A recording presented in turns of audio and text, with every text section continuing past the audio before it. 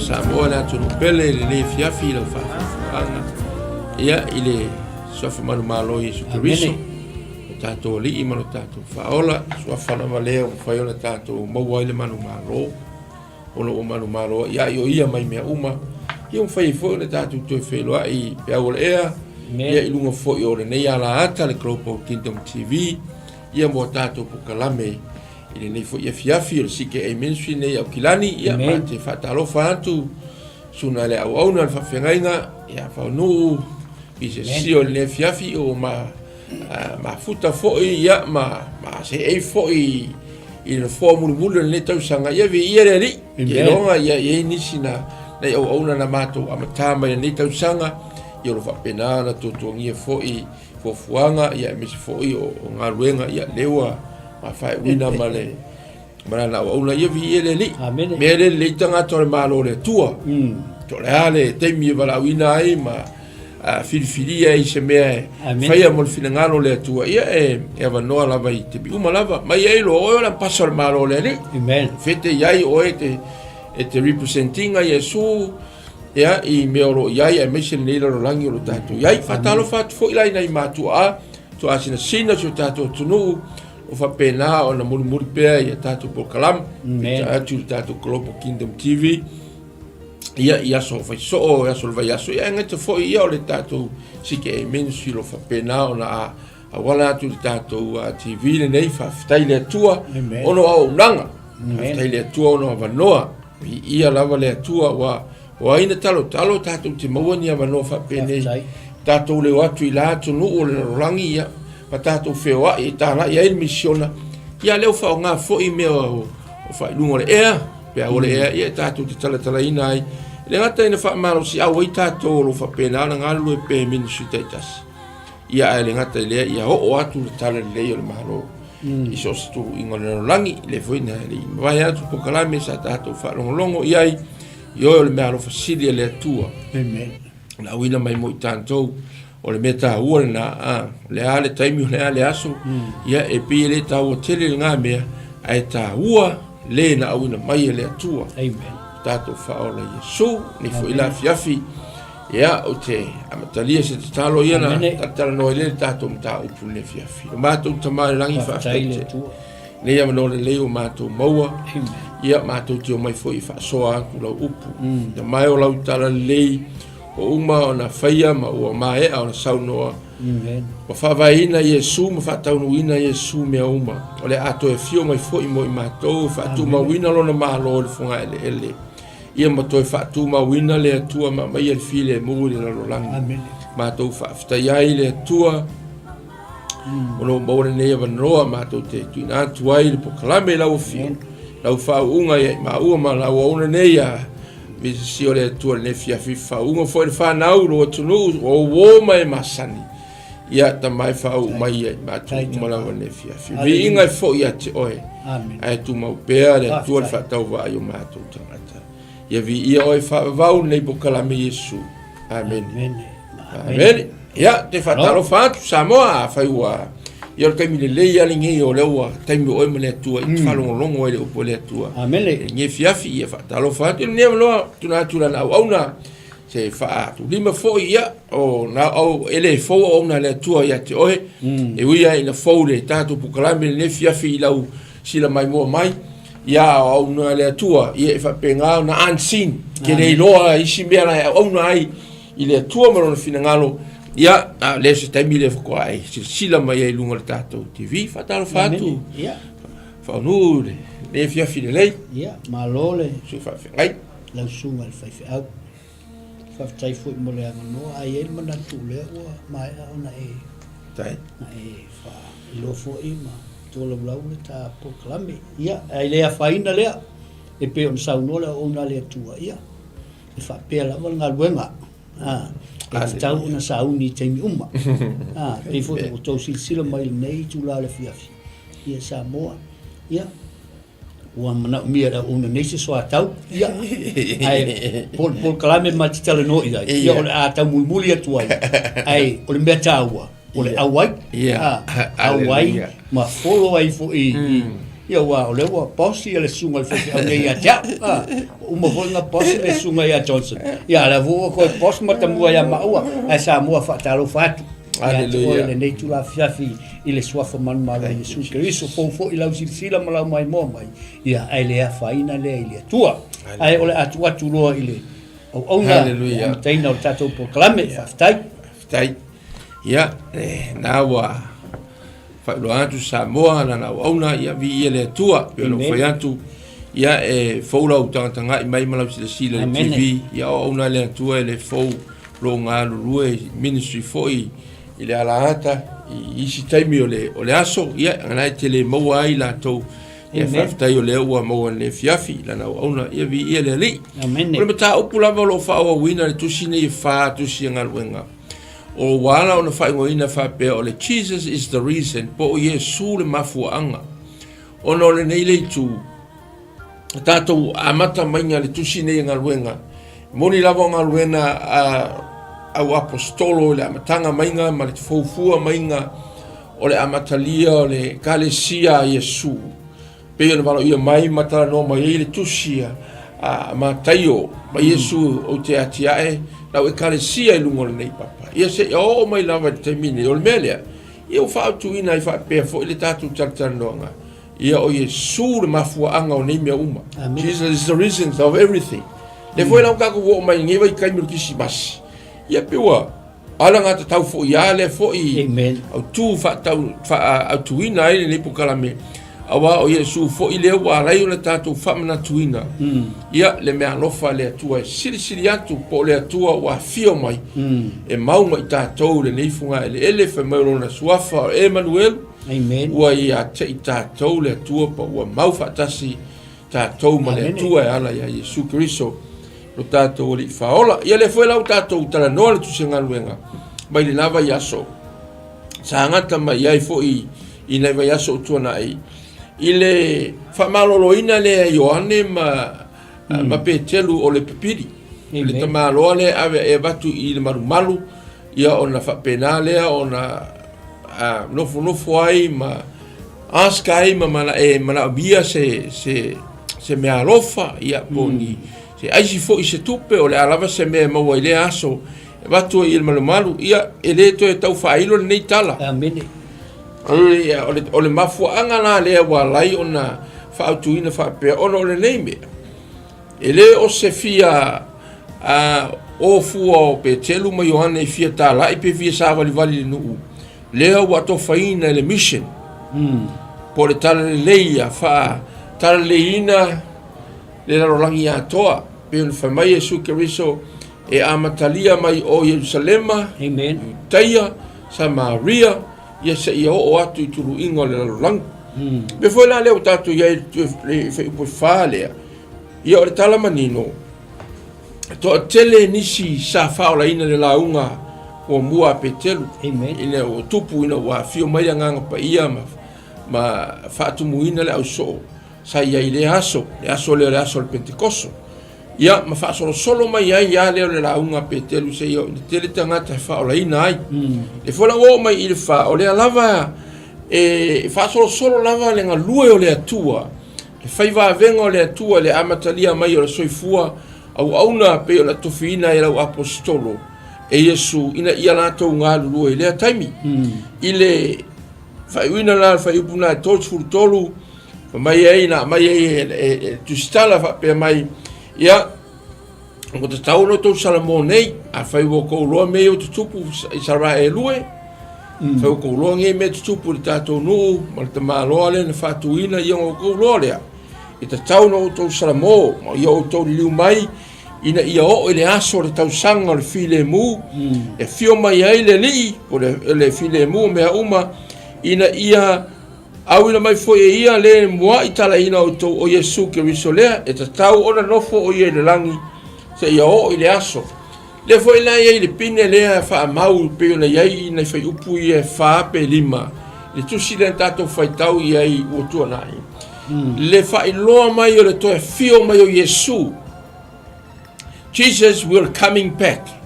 Ia o onga leo kako kilo ia ilungo le penga tfailangi E le tu fio mai Yesu ia kamo ai la tunu pele e manga o mia al ko fai tau fa le o ka ko kuspa ia no e langa fa mai ai ia o so Yesu na fio mai Yesu yo ai la ka ko fa nga wa nga fi sa mo ai fa mai le ai se ko fio mai o Yesu lo ingo wa tatou tau pelo ina na fio nga pa ia le tua ai pas yo a le foi mangingo I fa mai ai ka kaunga ko sa mo langa ia le aso le na mo ai sau o ko fa sa toroino le ato e sau o le me foi la le te tau na o le ta pena o to le aso le restoration amen o le aso to faina te fio mai ai o ia mo no tupu ni la langi fa so solo mai ale I lalo e tele tangata na nato li liu manato aveino na to wola ono o le mau po le launga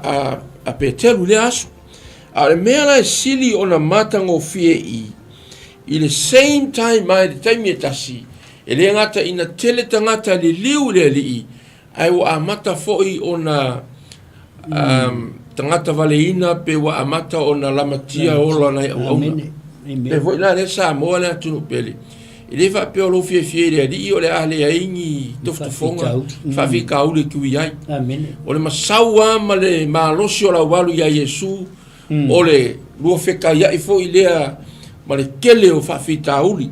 Wa ai o le kele o kangaka I le liu ya Yesu.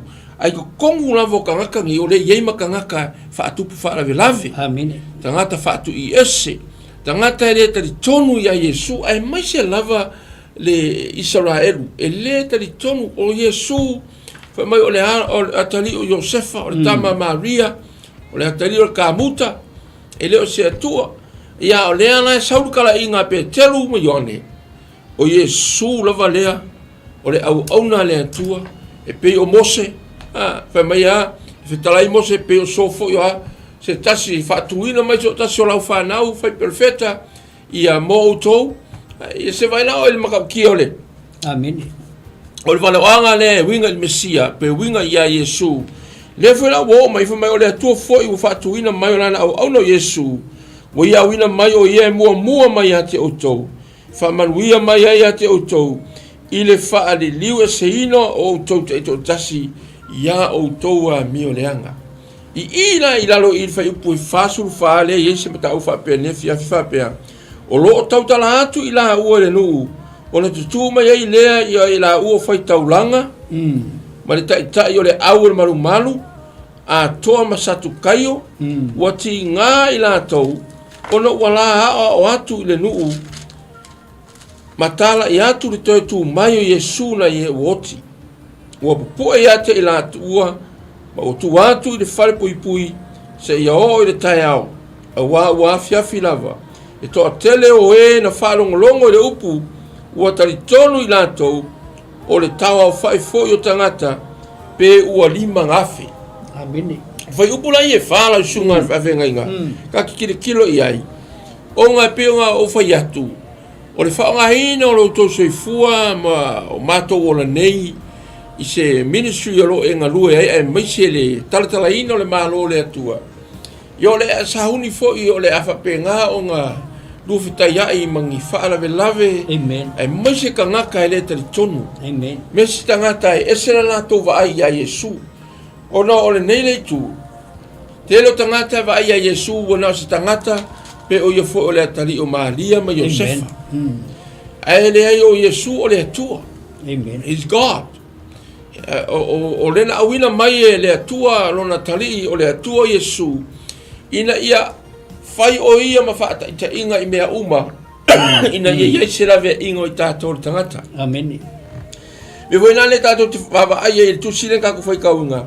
I le matau tia ma le sili ese o le atua. Ma le moli mau o au so. Me foi nea auange I ngaura o moli mau. Auange I fiula o moli mau. Auange I alu fiu kangaka koe vai oe wa le koe moli mau Yesu. amen Aisa. Lango lau moli mau le te talo Yesu ma erione na sulfitu. amen Mai te talo Yesu e whapea fo I la tōna tali tonu I ate oe le tama maia ia Yesu ona o le la tō mau. O le Halloween o le mau lea. O le moli mau lea e oti ai mo Yesu. E oiwa mai a. e le mawhai e whai to se oli o na manu malo i ai. Ono o e ka le sia o valuaina. Le o kako kilo i tusi le wha. Pe fōringa mai o lela a maka, a le fo ua kako o lela a maka o ngā wha sawa ina le e ka le sia Yesu. Amen. Le ale ka le sia, ia ngau kako i reje se le lolo ingo ngau, ki reje se menjo tangata, vai se ina mai le langi, mo Yesu, ia whai al fina ngalo Yesu. E se ran ka awol mele wa rengi ki fa peka ko, o sol, o mo Yesu ale fo o mengi fa fikau, ia lausunga fa fengai. Amen. Kasi le ponti awangi misi ka ko. Ma le o mata o pasta. Ole ile fai upu mumu ole sa e fai tawina pasta. Ole mangai ia awa o i o lo fa ai lo mai ai le reaction ale au satu kayo ale au tusi upu. Ia. Ole reaction mua ala tou sa o e o lava ile sa pule matau dia ye fo le pule malu. Ai ole reaction o ia ina ua falongo o tarai e le wa tu ile teaching le tarai foi mai la to wa umon tarai sua fo Yesu wa tu Yesu amen ai ole awala le ti Apollo le wa amaka onga momoli i tonu o tangata i a feita wina le lukai ai fa ka winga ngele luka lo suma lua fa u fa mai o inga ngao yoi mai ai satan fa inga fa ka mai pasta fa mo luka lua lu lua fa u fa ile nga yoi ngale ti Apollo le wa ulu i tonu ole a wosta ulanga ma priest e o la va le pulo al mal wa o ai satan ile loto onga o fa longo le wa onga le o ai ma ua va ai fo le moto tangata ile i menga na tala le la ua pe woso ile ti Apollo i loto la to ai fai po fa ngai mo mau mai ile lus fu lua le luka fai po fa ua alu ia ua tau tala ma le au fai tau langa sidi ma ta ita yo au i se tonga fiti na te faala taina ai o ia ia te ilato amen ua alu ia ua ole pela ole mele ole reaction a priest ile mal kusa wa amata ona sao ia i tonu le ngaluenga satan ai fa mai le luka le ai fa tawina pasta wa alu ia wa tau tala male awosi tau langa sili mata tai au i se tonga fiti na te fa taina ai o ia te la to amen ole ngaluenga le ki Apollo pasta ole ngaluenga le ki Apollo o se mele le makaulia ole ti Apollo ole ngaoi oi ole ngaoi ole fau mea so se mea lava tu pei foi la tala ingale ai Ioane ma Petero ale o fa longo iai e ese fo i la tu fa longo le tala inga awa fo i ese le message ala tu la tala ese fo le message le tala i oi o sua fo Yesu Cristo mal pau ale o sua fo pe ona eta o le temi o fano pasta pau ale o sua fo la fa mai ku spaia mai oia ole oia ole sili ese ole sua fa sili ai fa mai ole sili ese le o Yesu ai alfa unga fa mai ngal pau ngal mete mau ai le file mu ale wa fa longo in mele ole ia wa uma ona wa fa longo ia onga ia ole reaction la tele noel tu se fa mai ole lako me wa fai ina wa fa longo e ta mai ai o sa kangi fa pe satani fa pela nga mio polea se me lei ai filo lo satani untidy lo le air wa fa lo ku le air wo le mama wa pala ai fa mai le luka le fa lu su lu fa ku fa fu mai inga o fa lo ku le o nga lo la ia tau pule sakani le walu tau pulpul e su se awala e fa ala taina i o ia makaulia o yuka fa ala taina i o ia e watu ia te la tu amen no winga ya beware tatou ia satani ai le mfai ona tatou tu o tatou ngaluenga o le ta o le suafa Yesu Keriso langa o le suafa le fa mai e sili I suafa o le suafa le sili so awa te ma awa ke fefe I lau tali tonunga e ta o suafa Yesu because e musu fo Yesu e ta o ilon tama e afai e te le uia awala ia amen lono winga ia e leo fai malitus pa ia e kako ngalwenga fai ngufi no tatou te uia awala fainta e ei aso ponsa e ei fafita uli ai o tu atu e uia e ke la kula e pula ma le mango ke la kula e pula ma le mango le ka milo basta ia lo suba ka voy al bele ka wa e gani si pe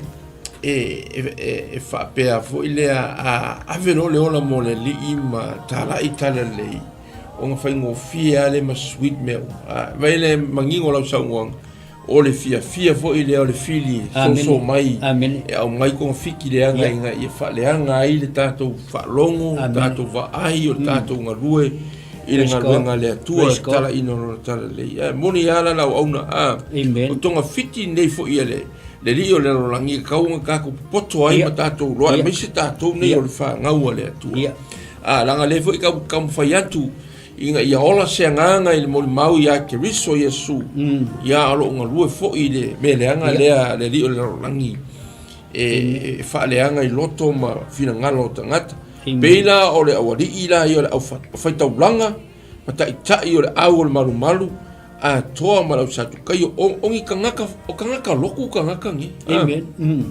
kangaka religious amen ele ngaka I maka kia le mele o kongo le malu le ngalu e ai ia o kangaka fo I la ko ke a makalia ma la ko pulea le kaimio il va engala le au satu kai o kasila le kamaleanga ele tali tonu la to le tu ia lea o e apostolo o Petelu ma Ioane ia o Yesu le o to tu mai to se fu malu ngalo mai pe o ila lea ele manga o ai le o vaenga le inga ia ave sel manatu o le nu I seisi tala inga amen me vole sa mo we have to be aware of e ke amaka loa nga esungu ia Yesu moni le ka karikongu ia I sau tala inga po sau fasoa ina ia fa sau ina mai se nganga mai le afi e ka mo fai fo isa kangi me milo me mo amen milo me sa amen ma ia ka ko ilo o ta to tangata o filfilia le atua ia e ta to sau ni fo ile ka ko ki fika ia I markele o fa fita sa le la wa o kuak ta lango uma ka o Yesu ta mai Yesu talo tu tamai ya wongi ave sea la to mai la langi ai e tau sia I la to amen yo le foi me ka ke ya ni la langi ole nga se e temporary ole ele tu mau mai ole e fai mo wat amen me ye ka ku ke le va ai ai ma le ka ke mo mau inga o me mo ia me amen fa fta ye la na upu wa le ka ku kilo kunga o ka ngaka nga ruoi kongo maru ia makangaka fai nga ruenga o le alu a fai o le puro maru long winga o se sui mai I me fa por kiki o le fai nga malo kai me o loma ia ma le vahenga la le au satu kaio ele o nga fo ima le vava ai tuspa ia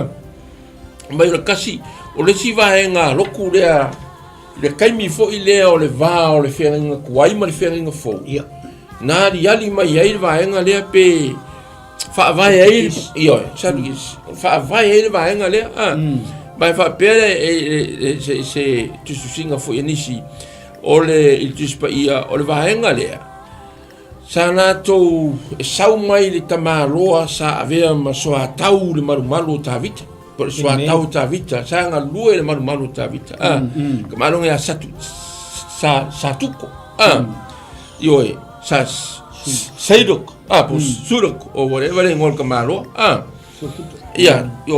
o ia leo so an tau kongole, le fai tau langa ta vita, mai tonu, ma o la tole se ile mangaku o la kole le ku punga mai I le au satukaio, satuki, o le ana fa pea, o le kasi la lea religious malosi kongo Israel. Ia. Mai le vale sa i o mai kaimi o le whenga fau. Temi le Yesu.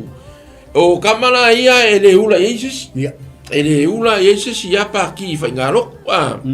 Ai, whaftai le atua po le ale ko inga religious e mawhai o ngā aliari mai lea kaimi mai e fau. Lea e foua e ai le tala le moni. Ia. Ia e peo le kasi lea la ngona ma le mangako ka ngakpa i satu kayo ai e ngata tonu e leise koe ku au tangata fo ngei nga o la koua o le winga nga o le la koua o ka ngaka mo nga o la koua e kongu. Ia. Ia mi o tonu.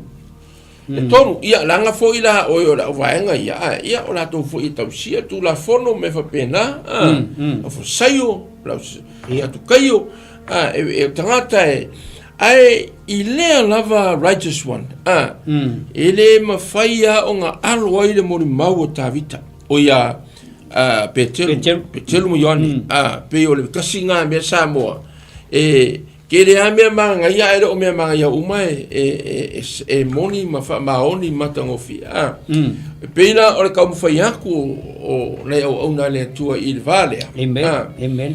o Yesu ngā lai o na tūl kama lea o Yesu maro na mana na lai o le whatu wina le pipiri lea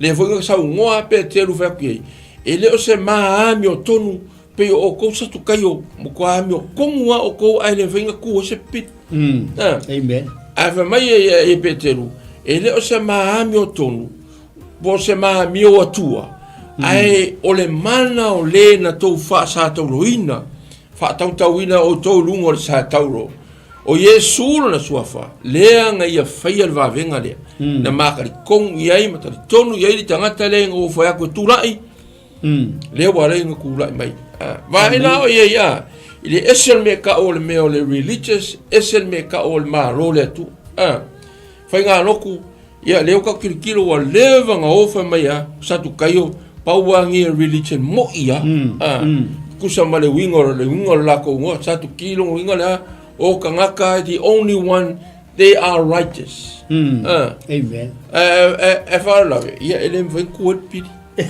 e saoana ia lako mangako ma lako kari kongunga se lako foi religious ia ma lako religion e kalangoa ia aere o whainga kuat kamalea lea lawe mai ia pe telu ma Ioane ia leo mako kala ia na nguri toi tu mai o Yesu lea la ngā reunga whiika ke le vaenga lea e vai le manga ia ifa mai ua ti ngā i la tau o le la o atu le nuu ma tala i atu le toi tu mai o Yesu na ie uoti Amen. te vai e o oloa inga e tarangoa i le mea moni lava mai le atua o le hurti o kangaka Amen.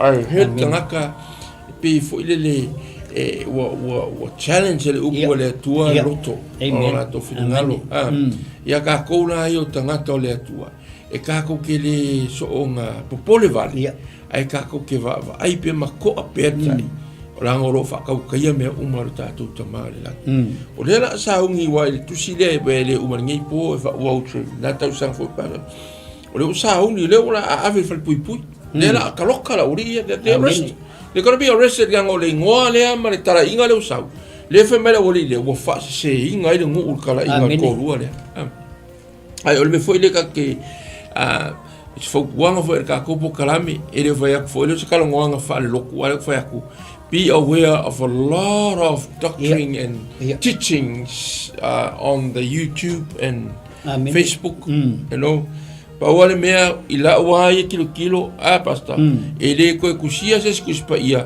Paul me or ko fai kau fa le kuspa read the Bible properly aski le nganga la o le li if so songi mai ia vai la o le ka o mai al tuspa ia le me fai le la fa mai ka un ko sala mola ngai ko sa esto é fio mai Yesu ia me foi la le ia ka ko ke le a fi na o ile tu blanc ia wa o ka ko fi nga o le fa mai tuspa ia ko fio mai Yesu Ia.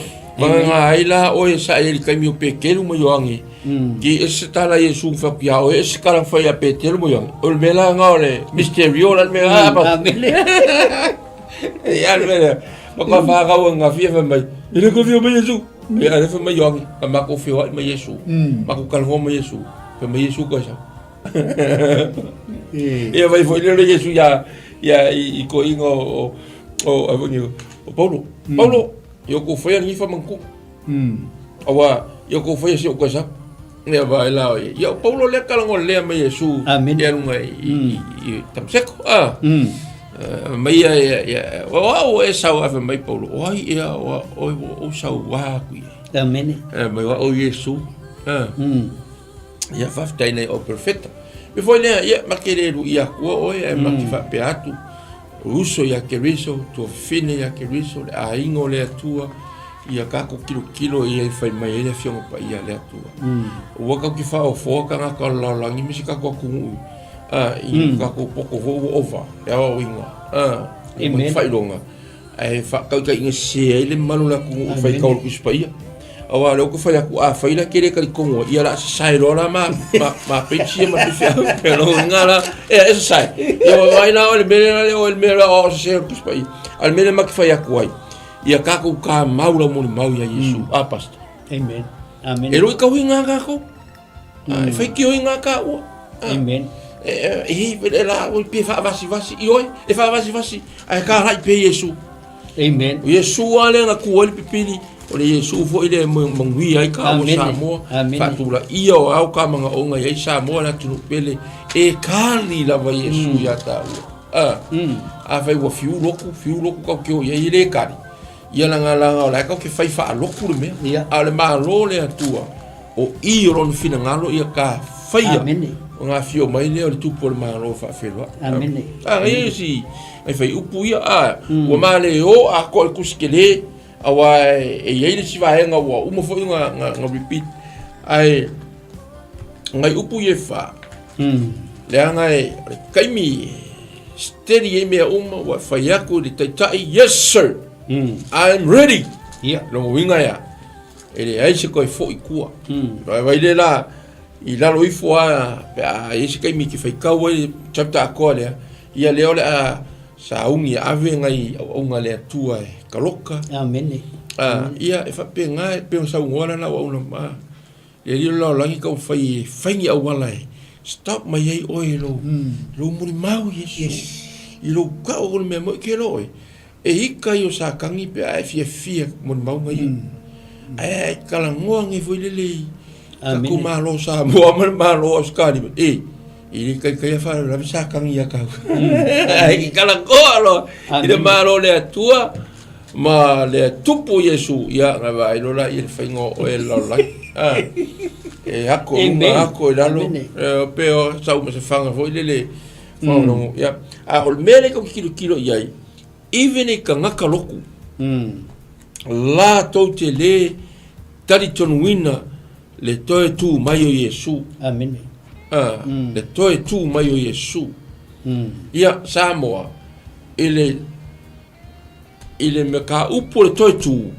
ia e fa mangingo i aso mai la fo o ye nga isi o nga le tu o lo la ko o ina amen ia me ka upo nga ia ma nga ia o Singapore nga e se me ka upo ka do tit fo ile le pe fi nga wai ai me ka upo ka ki lo e se le fo ngi o le tu amen kalau ngwa o na le vatun ta upura ile awina mai Yesu o se va venga le ele fai ka ko fisiringia how amen Paulo ka ko me fai thank you Lord Jesus thank you Father for your the great gift fa fitai le me alo fa sili atu na taua i so stasila mai ole me alo fa le atua amen e ala nga sili la ngole atua le nga unga mai amen ele nga fa nga mai ale tino ya Malia ile tino le nei a ole atua le nga fio mai so ole ana si me alofa pa tanga ka o vo ya ke ka ko kalame kai mi foi ni season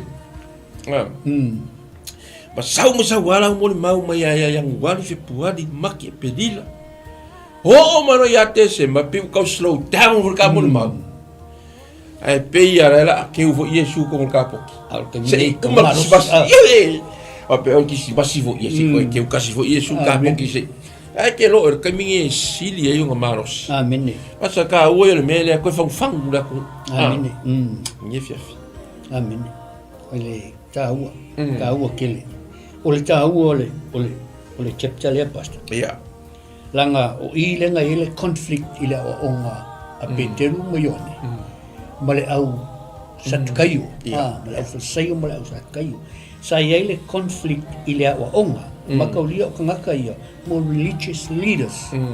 Ai ol fa fikauli o lai tala no tangata nu o le malo le tua. Ele o kukusa le la ko state of frame o la to mafofau. Apa ta? Ele o kukusa ai sea because o le kalango I mea le anganga. Ai le kalango mele o le ia la ambingi umala ko walo fa la ko ia wa fao umala o ia fa ia va venga. Ava venga le failea. O le conflict la le mori mai le ori fai mai. Mako ke le kal kongul ko fio mai o Yesu. Ar mangingo ia ile ngaluanga lusu ma tolulon fai upue e val.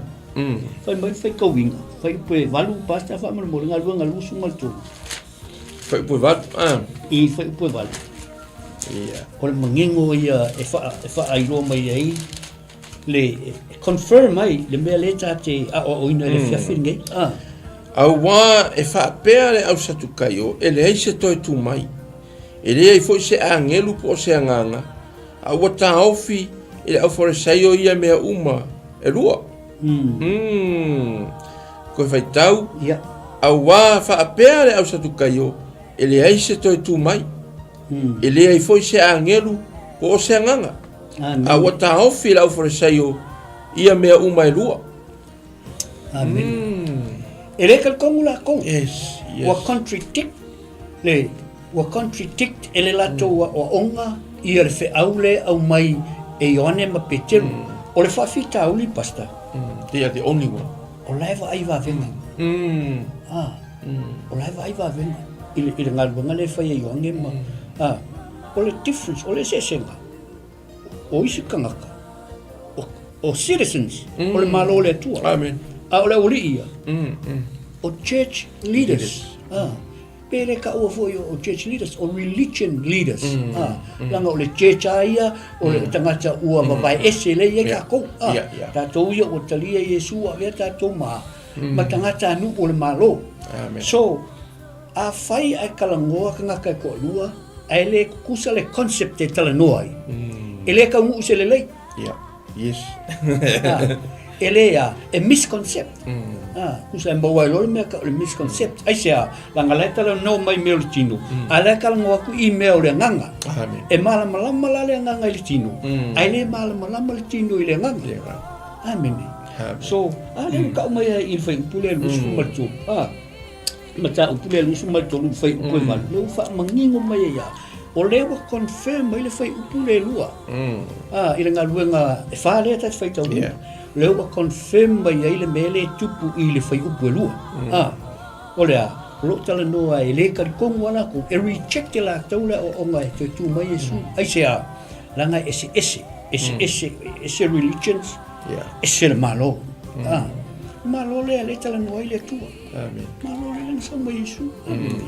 Ia pasta. ese ka wi ere Amen. awa o kari kongu la sunga fa fenga ia e fu inisi o lo fa penga o ngai kari kongu nga fo I me kari kongu ina fo sai o Amen. Ia. ia pe a fo nga fa ya e o se kala inga lo pulma po kala mi fo ma ka kala me al fa lo ingo Yesu ia la vol me ma o ia fo o ma fo anga this is the truth o ia o le me mon ki o fa mai o ia o le ala o le kumoni me e vo le sa mo e ila ngona ia ma ua le o ka ko wa ai le fai va venga o le atua ma le ki o le atua ma le ko ia fio mai o Yesu e pe o ngai ele ngi vai kai ka ko lo le wa maka o nga wa ai ngai ya ku ia e me sino o le atua le o ve maka kai ngi o ma lo Israelu ke lo fa linga fa ali ia le atua ke ma lo fa ali lo nu me foi le e tatu te iloa e po le afo i le whaalonga kāma le whaafiu o Israelu le angolona nuu nanga whaamaoni a o ia ilo na fionga pa ia e toe li liu lava ma toe fo i le atua ilo na nuu e fo lea o le tau mwhai atu lea pe te luma ioane ina ia whaali liu le nuu ia Yesu Amen. e le whaali liu ua ma ia le nuu atua i seisi tūranga ai whaali liu i le atua Ia. Lango ngā ruenga fo ia perfecta mai la matanga sa la tau whai. O le toi wha fo i o Israelu le atua moni, le atua na tai o ia mai ala tau mai o ia kupito. Me fo ila lea leo lo fi naua i lava au apostolo i ma launga ma tau ina atu. O Yesu a lea na whai wa venga mai le amakanga. E o mai a i le kaimi lea ntusi ai le tusi. Amen. O le kaimi ngā kupu ai le mele. E o mai fo kako o ngā kaimi. Pea o ka o so stasi po kalame le kele o fiafi. O kele ngako le kukupu ngi va venga i kongo. O kako fo i kale si ia ma mega o ke ngalo. O kako le koe manga wai. But if you want it, Jesus is still in action. Kelo o ele kasi ngā i tū characteristic o le atua ele me fainga so onga intervene mai le atua e lo roto ma sau so onga sa veuro ma fau se ilonga ua e ka kongu ia be nga le tele ngi fa mai Yesu o le kasi le anga sala kele le kanga ka o le ka kongu ia te ia Amen. Ki uwa pe ka ko o le anga sala ngai ka fo ie fa suka nga ka ingupia ma fai ka anga me fa pe nga le ai o le si anga sala le o le fifi o Yesu o le kanga ka le ta di tonu ia te ia Amen. le fa to tua ia Yesu pe fo le o na o ka ko e ye o ka ko la ngona fa le tangata fo ilele e kiro ta ka ko mo ngofa ka ko mo fa mai o e anga sala e pe o le upuranga ua mo fai ai o nga le peki ai ma ve ma pa pungi lo ku lau va ai a Yesu a Yesu ai fa mai a ka ko ta to watu ia te ia me foi le ka foi la apostolo inga ia ha o hina pe a Yesu le mana le to tu Yesu e lo e ana le to se fu mai Yesu ia ele ase wingo ka ko mo mau ka ko testimony ma ka ko wa o nga ia ngi e foi la le ngata ile to fio mai o Yesu ia ale to se fu mai Yesu wa yo ele mau le fai me yo ai angel ele ka kong i ka hinga angel Amen. E no e o i yanga e le ka kong ia le ala pe e vali ama ma fa atanta mai ele winga le ngoa satuko o kanga ka mi nga o ia e mong ia ngal pawale al grupo e mong i fa maongi o Israel ngala satukai the righteous one o lako ma le leilo le ai o le tangata le ana fa sa toluina o lato matua o lato tu am fa tautauru ma sa tau ma la ko ku nga aku i limo ka ngaka i fasiotia o Yeshua le nga fai ele fa mai e petelu i o ia le na te fale o seina o tou tai to tasi ia o tou a mio le anga Amen. si o le simpo i o mea le atua Amen. fale o lago la wali ia e manga o iei me fai so e o kamangi ingi me o me kausi fale lei o nga whako e ako koa lea ma ia sao i oe ma sao i oe vea i oe whaanga o le atua ma apura ai o le mea le ma ia tatou whatu atua pau ana le mea lea whako Yesu ia salamo ma ia le liu esi ina ia solo i sia la tōna sala o na lātou wa aira i vai e ke ro ole me siri nga maanga ia le whaikau o lea whai le ngā luenga ala o apostolo malo lātou mautinoa e o a in le oti o a i le oti whawhionga ko roa nana whai e Yesu o se fa mauro na ola ona o ia to e maua me foi la le ia ka ko lo fa fitai le tu o ka singi ka e sel ma dio ngo pete o se ka ngaka e ile me ka o le loto toa loto tai e mo ia ni bea o le songa ka ko mo mai ai le au langa ni tangata ia o ka ko lo pete e au ka ku o e aso te kanaka nga whaafiki whamaya le ai o Yesua le na fio mai le anko whaasa tauroina o ia lava le ngā laiona tū mai ma ko sa vali e pilingi ia wa aila o le mea silinga o ngā matanga o fie whamaya ua o la ile aso le ua pupu e ate ila ua tu le whaipui pui se i o le tai au a ua fia filava ai to a tele ila tau na e tali tonu whamai o le tau au whai o ila tau e a tau au whai fo tangata pe ua 5 ngafe o le makuako kele a ke longa awha peara o pe keru e la unga pe keru kaku kaimi lo poko kikia 5 sera wafe pe ko kikia so ile a familion le namba wa le la unga ko maro yo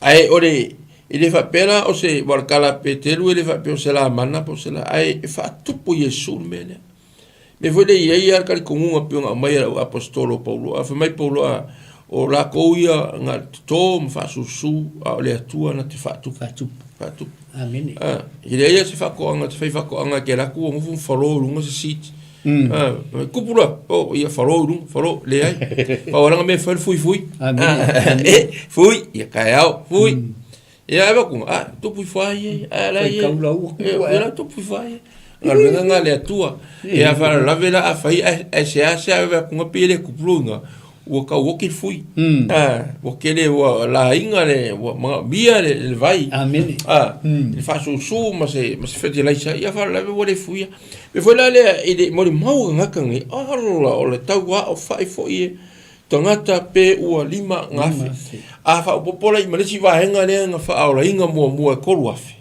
ola so wa ila sa mo na tunu pele a pe ngo fa yako po le ale maka ukia le ola unga pete nga ave fa pui le fa mai Yesua le ave fo o ko fa pui yaso fa mai upule nga ina o to fa sawa ina o to amen ono lo unwa le ngo Yesu vai kilo kai o ke manga o ka o le inga kai ngo nga ka ua e ka o le ia ka ua ia yo le choko rua po sa fa ngau o le ia ai ke lo wa ka ua nga inga ka o le o ngo ka mo mau ya Yesu o le mo mau ya Yesu amen you know ke vo isi kai mi o vivesi ka ko coffee é pastor o le title vi se ele title mo mau Yesu witness sa olele ya au sunga pastor ese ka o melo ka o ya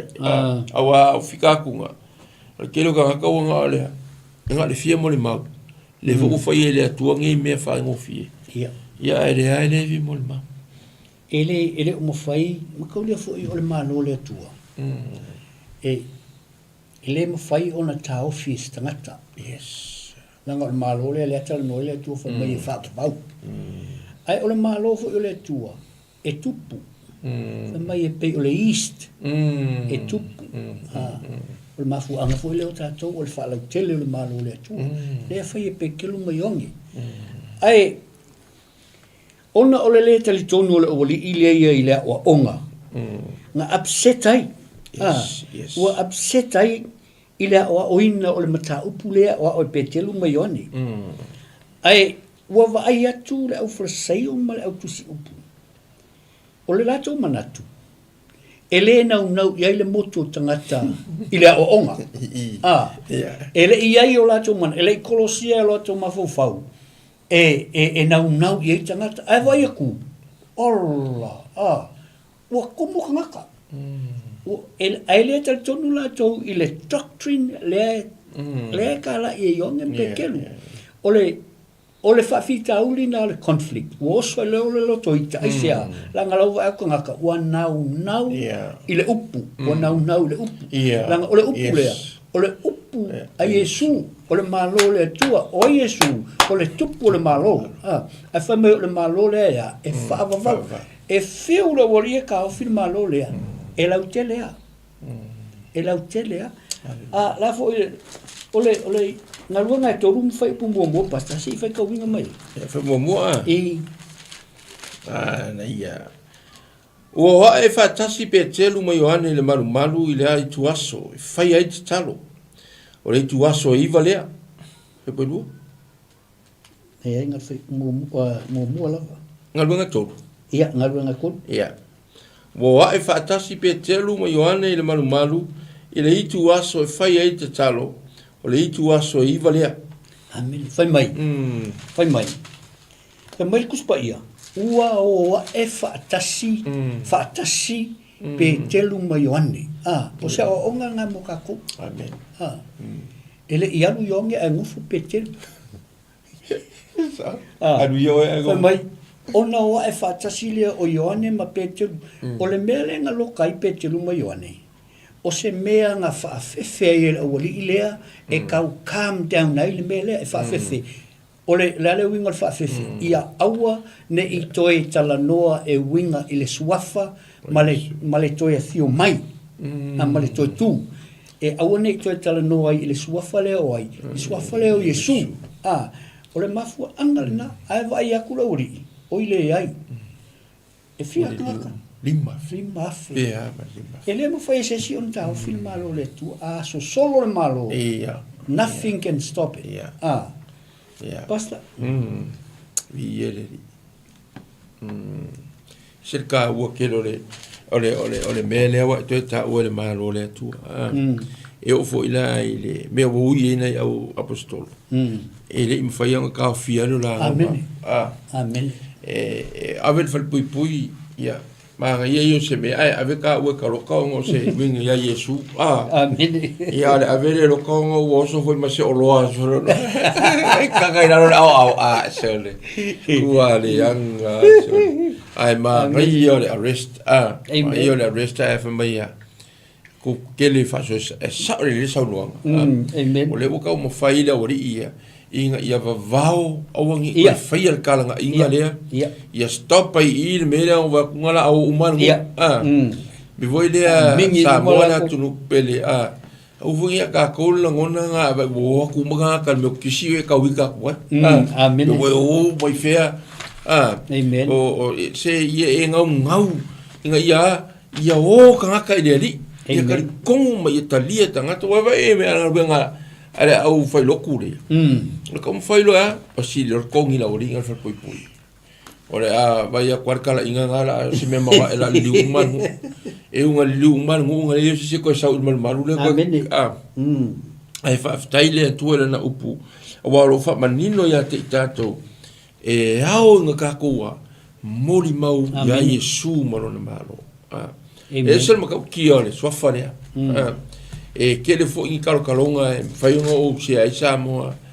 ele sosong i mai lona ngang pa ia fa ali mai ma fa lo mai ala i bichi ma fa linga i po fa fta ia ile tua ele o senga luenga ka ko po senga luenga ska ngaka nga luenga le tua amen e fo ile ai inga ka fia isi ka ngaka fia nga lue mo le lima ma kala ingol kala le fa mal maruru waku awai ke loko ika fa penga amen ku ka nga kai fai al mo mau le ri amen ya la to mo mau le tua maron fina ngalo ya ho nga fe ka fo nga lui tau ma you know so songi fo i fa nga le tua fo i tiro ke viso le fo nga lu ai ya lo mo mau Yesu ya fa longo la sa la unga awange ngolonga nga ai la unga wa ma onga fa le nga lo e moi li hai e umalo fa longo la nga sa po la unga fe fiao ya lu lo fa pe ko nga o me la song fu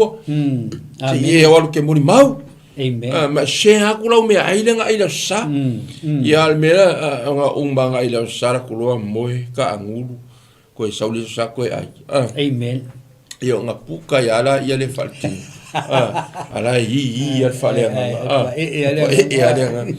me ole fa sara lau si ele kala ngoa nga ko ele e suwa o lunga la so le ya fa fe ka so le kala ngoa ma yo Yesu e alwa ile sa pinche te ale mo ma Yesu ele me vol kala ngoa ma la ka pi kala ngoa ma fa le o me vol kala ngoa ma ya o pukala mer palming se te lo samo ngau o ka ngakol malo le ri e ngau ya se aku le punga ia Ia. ia se nganga liu pe o ia fo ile na tau fo i le ka komisiona nei ia vea oe matangata e fa pula tu le mala mo Yesu ia vea oe matangata e fa pula tu fa lo atu le lofo Yesu ia vea fo ka o matangata ia fa mo ma watu le ia ola se nganga ia ola se nganga i la mo ma me le fa ftai le tu le se me fa en kai le tu pa wa ngi ia ka ko wa amen the rest fa ia le tu amen enga lua ina le tu me felua ina le tu le loto tangata e ala ilo na nganga pa ia le ta mo le mau me foi le samo la tu no pe ia tele lava fieta no e nem ta up ia pole se fa ya so asau ia por la foi tau sanga que non volca ko si que mo foi le ngi fiafi sa mo na tu no pele ia o le ngona lava ia la foi ngalunga nei ma le auso ina ia tato mori mau Yesu. Jesus is the reason of everything. Kero e alanga ingosia oe o kau a inga ongo Yesu. E ala ingosia oe a wo ongo Yesu. E ala ingosia oe e ka ngaka o kako a inga e ofo isilo. E ala ingosia oe kongo loko onga e kele loka lango ya Yesu. Le anga le suafa le ika kele isaka. E kalangoangi i kala ko sa moa. Amen. Pa ia mama malu le tatu tunu ke fai aku sa moa. E sawa ia lau Facebook ke wile malu lo le likes and share. Ai kalangoa lo ya Yesu. Kau fi ainga saka. Amen. E foi la lea. O Yesu ma fu anga. O nga le unga ngabe e le fa penga fi o fu ala o so ngei in fa pui o nga o pose me o se sorikula fongo wa dei o le suwa fo Yesu Jesus is the reason ara unga o ia ngi a uso amen na utato uso ka uio na utato uso ya petelu mo yoane il fa pui ona o le mo le mau ya Yesu e fa la le a fa inga o ngi a uso o ngo le mo tu Yesu yo ira ka ufa me lesko ku amen pari fa pui o ngem petelu il le kal kongo la wali il le tu fa mai e pe kel mo yo ngel tu fa me ka o lesko ku what a teaching like amen so me vole pe ma se foi mana o ye pi we e matala fo imianga ke yai amen ke le o ngai ngi o ka ele ase ai ke ia wa ke wa li ko di lo kama la malo le to ke wa kama malo saka amen me vole ia sa mo la tu pele to la tu le o muri la una ya passa fa no ia na mule ko fo lo fa ngai fia fi masi ia mo le ka kala ngai ke le mata upu ia fa ia sa ta wina pasta yes ma ngai ole fai tau o kele o kanga believe i le message le anga tala no ai o ane ma pete ua basta ngai kele kanga believe ole tala noa fu ia pete na tala noa ia Yesu fa mai o Yesu nga empower inga ia e fa malolo ta malole fa mai o empowerment mai ia Yesu o le claim mai petelu Yesu o le claim fo le swafa Yesu oui al mafua awa ele o yang fa malo a o Yesu so o ka kum ka pule sa tala noi o na le tua o le tatu tala noi a Yesu le le Yesu le na maliu o le Yesu le na promise ai le tua ke ne se tolu na ka mo wale Yesu le amen ale fa kali le fiu mai Yesu e tatou o ke mi kongo alea e te tau on tatou matala le o tatou va ai me o lo tupu i le laulangi apa a kako va ai me e tupu oka se mawai le tele o me o lo tupu mai a fa me kuspo ia a tupu mai me ia ona fa e le o to ulu beware le fa me le fa au beware ai fa mai Yesu fa mai le tua ai le o le ngata anga le o le amatanga le o pupunga sili la uso fa mai Yesu ai leo le amatanga lea. Ai leo le pupunga tele ia o le amatanga i o pupunga lona winga. O le taimili nei sa moa ia tātou matala. Ia whailau whai unga li lei. Ia whaonga le potopo le wisdom whale atua. Le wisdom lenga wise ai Solomona. Amen. E mana umia e tātou le divine wisdom. E tātou te olai. Ina ia whape ona manu malo e tātou anganga. Mo le atua. Aisea, ronga o le kolinga tātou. O le manu malo ina o anganga. Amen. Mo ai, mo le malo le atua. And the Bible says, e oli angilu. Ka e manu malo ina se anganga. Amen. Ia, o le... Nā tua tātou Paul Kalamera la tua tua tu la o. Ia, whaafitai. Hei lava sunga whaafiangai ngai a whaunu. E se le taringa la vai fia longo. Sia fuela na auna ne fiafi matango fie. Ino le olanga o fui natu le atua monia. Tangato le atua e whaatumuina e le anganga pa ia. Te lo teimi e whaasoa ai o lo o. Tātou la ngona whaatasi soso mai e le anganga pa ia i o tātou roto. Whaafitai fui le atua o na lea o langa. Ia o la tu tātou Global Kingdom TV. Ia te fo ilea ia o le whatonu fo le tātou Sike Ministry Australia. So whenga ia te tia ma whatua ia Evelyn, Sao Evelyn, Mapusua. Ia ma le auso uma i Australia. Uma lava, mesui o la la, watu ai le whamalo. Ngā ruru e pēa morona whina ngalo. Ino i leo se kauwanga lai po se ai o le tātou so pēa ma tātou fola pēa le tala leo le malo le atua. E au ngā mo tātou o langa au auna. E au ngā fo i mo se whalongolongo e tau atatangia ma tu ina atu le ola mo le li. Me fo i lea tātou whaftai le atua ona na upu. Pena i re tātou au tū fo i nei fo i fiafi i ma ua wha amutai ne fo i tātou au langa nei tau sanga. Jesus is the reason. Amen. O Yesu le mafuanga.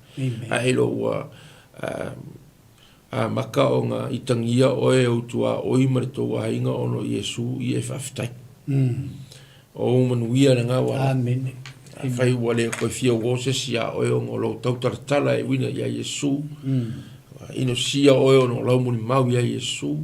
A whai fo i wo aku ni limo ngisi a te oe o ngolo lo tautaratala pe mo mau Yesu ia count as a blessing. Amen. Tala tus pa ia tusia Jakopo foi mai ia e fai tau manuia. No manuia o le atua e wala mai puapo ngā tātou te ui Yesu se mea. Me foi le ia lo tele fa malo si au o le tātou sike e ministry ni tau sanga ia vea pe oe ma pasal malo le atua. Feo te iai i lo nuu, lo ralfanga, lo atu nuu, i o te tonu a inga o a onga o meo o e ta alo ai i meo ta alonga ia e loa o oe le ampasal malo le atua.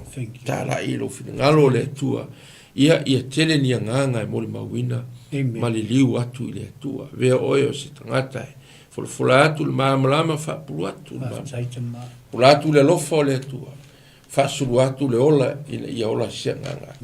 Le atua malona finangalo. Ia paanga uma lava le tātou Sike Ministry. O kilani nei, po so se itu e fio le rolangi. Ia sa mofoi, nei mātua o mau ai, ia manisi foi o tātou tau a ingo, fai malanga mai. Ia whamanui atu ki si masi, fau nei fu tātou i elvai teimio ki si masi. Ia e peia o le langona lava le tasi, ma le spirit tasi. Ia, Jesus is the reason of the season. O Yesu le mafuanga fo ngi vai tau.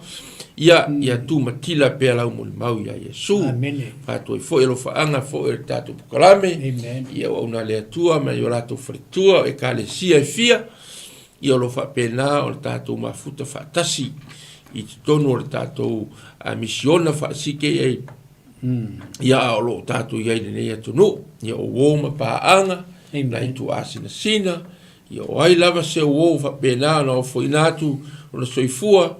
Ia o le ai lea o tātou uma lava i le malo le tua. Tai fo mau fo le soifua lau le leila na aula. Ia whaunu. Ia maua i pea le ini aso stele tātou te au ona i mono na whina ngalo. Tai fo i mona na unanga le Global Kingdom TV. whapena o na whaasalawina o le tātou apokalame i lea aso ma lea aso le ngata o stofi ia o aso umol vai aso. Whapena o le mai mo mai ai ma aso ruru, aso nai, so le ala se aso whaafitai le au langa le whaatua o ia, le tātou Global Kingdom TV, lana o na ia Pastor Mike Mafletua, ia Sarah Preta, ia vi ia le atua, sa moa le atunu pele, pe ia o le tala a pe telu mo i ane ili pipiri lea, ili eisa mātu, o se a rio po se olo ia i mau, ai na o le suafa lava o Iesu, sa moa e na atunu pele, ia e ofo atu, o folofa atu, au nei ma le au ona le atua e a Reverend Whanuu i se sio i le suafa manu malo Iesu Keriso lo tātou ri ima lo tātou whaola e li fo i la fia fia o te nātu mo le paroaro la na auna na te whae wina le tātou pukarame le fia fi i se taro a uma ona mātou whaia se ngā luenga ia o Iesu whapea i fōlea o i mātou lava ia o tangata e whatawaa yes Lord ta mawhaftai i le nei e fiafi, ua whaongaina le nei teimi awanoa. Whaftai le au auna nei, ua maua fōi se awanoa mā te whasoa ai, ma whaailoa atu ailo fina ngalo le atua e ala i a te oi Iesu Keriso. O awanoa whapenei le atua e mātou te le tuina e alu, ai ia mātou whaongaina, ina ia whapea o na taulau o la mātou au onanga. Ia, o le a mātou fotu ua i le nei e fiafi, le tua mātou te talo se i e whaamanuia i e o loo mai mo mai. Ta mātou tua o le whanau, sunga le au whainga luenga le tua, mo la tau whale tua, le pa ia o Samoa le tua alo whangia. Ia maua i la tau se kirisi masi fia, e mai se tausanga fau manuia le tua, tai atu lo la tau soifua le tausanga fau ieu, lau whaamalolonga ia te la tau le tua, a o mātou ngā lue ai, whaamanuia le au auna nei le tua, e mai se fua i le whaatonu, mai se fua i le au whainga luenga o lo tāpua, mai le tua, ia maua se vi inga o la fio whaamangalo so mātou whaale tonu. O lea se upu ua sasi le tua, o lea fo i se laa ua whaale tonu, o lea fo i sau whaafonga i se tala. Ta mā whaamangalo i mātou, whaamanuia i la tau o lo ita mai, nisi fo i o lo vea i mātou mo lo atou fili le tua, se i whaamanuia i ate i la tau. O le mātou te talo lea le tua, e ala i ate o Iesu. Whaftai ta mā, whaftai Iesu, whaftai ngā ngupa ia. Amene, ma amene. Thank you, Lord. Se vuoi, la buona pelle, via, massimo, fo. Vieni.